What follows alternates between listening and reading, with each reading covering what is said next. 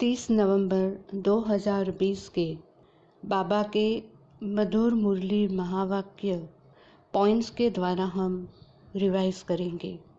आज की मुरली में बाबा ने सबसे ज़्यादा सर्विस, सेवा और याद के ऊपर अटेंशन खिंचवाया है।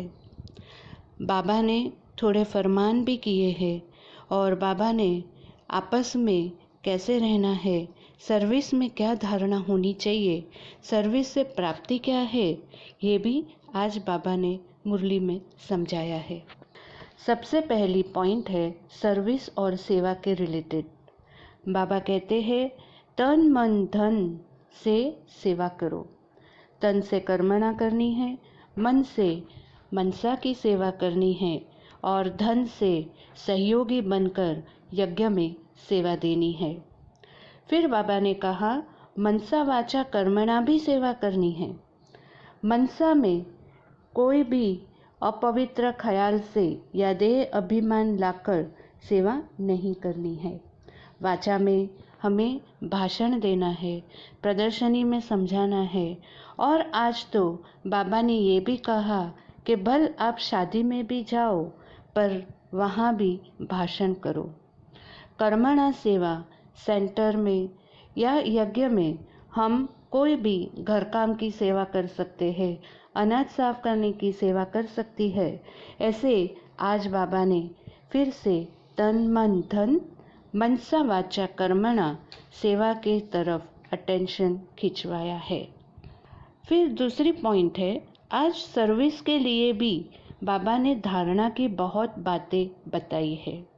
पहली पॉइंट बाबा ने बताई कि अनबन आपस में नहीं होनी चाहिए।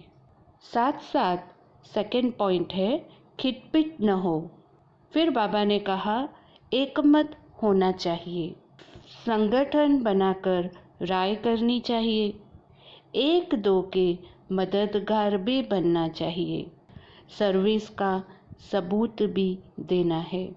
फिर कहा कि अगर कोई सेंटर खोलते हैं, स्त्री पुरुष साथ में रहते हैं, घर में भी सेंटर खोलते हैं तो कोई घमसान नहीं होना चाहिए। दो बहनें जब सेंटर्स में रहते हैं तो आपस में भी कोई तकरार, लड़ाई झगड़ा नहीं होना चाहिए, अनबन नहीं होनी चाहिए, लून पानी नहीं होना चाहिए। और मुख्य पॉइंट बाबा ने बताई कि सर्विस की मुख्य धारणा है कि हमें एक कमेटी बनाकर आपस में राय कर कर ही सर्विस करने से रिजल्ट अच्छा आएगा। सर्विस करने से प्राप्ति क्या होगी? बाबा ने कहा 21 जन्मों का बाप से एवजा मिलता है। सर्विस जब भी हम करेंगे हमारी मनसा वाचा कर्मणा से कोई विकर्म नहीं होगा। हम सर्विस में बिजी रहेंगे, बाबा की याद से जुड़े रहेंगे तो हमको बाबा ने कहा कि 21 जन्मों का मतलब सतयुग और त्रेता युग के अंत तक हमको इसका फल मिलता रहेगा। जैसे नेटवर्क मार्केटिंग में होता है ना कि एक बार आपने पैसे भरा, अगर आपने दूसरों को ज्ञान सुनाया तो उसकी भी पॉइंट्स आपको मिलती हैं। इसलिए बाबा ने आज सर्विस के ऊपर बहुत ही अटेंशन खिंचवाया है। फिर बाबा ने आज फरमान क्या किया? बाबा ने फरमान किया मुझे याद करो, मैं ही पतित पावन हूँ और मेरी याद से ही तुम्हारे विकर्म विनाश हो जाएंगे। याद के लिए बाबा ने आज बहुत सारी धारणा के पॉइंट्स भी बताई है। बाबा ने कहा देह सहित देह के संबंध को भूलो, भाई बहन का संबंध भी तोड़ना है, बहन भाई से कोई भी योग नहीं रखो, सिर्फ बाप से ही योग रखो, विकारी दृष्टि को खत्म कर दो। मनसा के तूफान तो आएंगे लेकिन खबरदार रहो। साथ में कहा धंधे आदि में नहीं फंसो, वानप्रस्थी बन जाओ, खर्चा कम करो, तो आज एग्जाम्पल भी बाबा ने दिया कि जैसे गरीब लोग बहुत ही साधारण रहते हैं और साहूकार लोग बहुत ही खर्चा करते हैं, तो बाबा का इशारा है कि हमें भी गरीब के जैसे साधारण रहना है। और बाबा ने कहा कि चाहिए क्या खाने के लिए, पाव किलो आटा, है ना। तो बाबा ने आज ये याद के लिए भी बहुत धारणाएं बताई। फिर बाबा ने आज 2-3 महावाक्य का यूज़ किया है,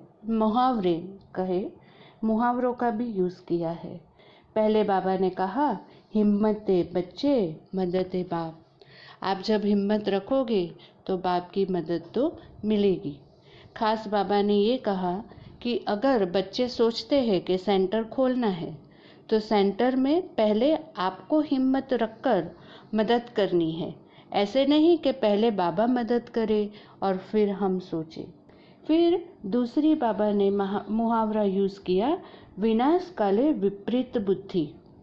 और बाबा ने कहा, मनुष्य की विनाश काले विपरीत बुद्धि है, परंतु तुम बच्चों की विनाश काले प्रीत बुद्धि है। फिर ये भी कहा कि चढ़े तो चाखे वैकुंठ रस। तो जैसे जैसे हमारी स्थिति ऊपर होती जाएगी, हमें इस ज्ञान से बहुत सारी प्राप्ति आती रहेगी और हमें सत्यों की दुनिया के साक्षात्कार और खुशी में रहेंगे। फिर बाबा ने आज अपने टाइटल्स भी बताए कि बाबा तो है नॉलेजफुल, लिबरेटर भी है और गाइड भी है, क्योंकि ज्ञान सुनाकर, हमें धारणा कराकर नई दुनिया के लिए बाबा तैयार करते हैं, लिबरेट करते हैं, दुखों की इस दुनिया से लिबरेट करते हैं और हमें सही रास्ता दिखाकर गाइड करते हैं कि जिससे हमें स्वर्ग के लिए रास्ता बताते हैं। तो ये थी आज के बाबा की मुरली की मुख्य पॉइंट्स। ओम शांति, ओम शांति, ओम शांति।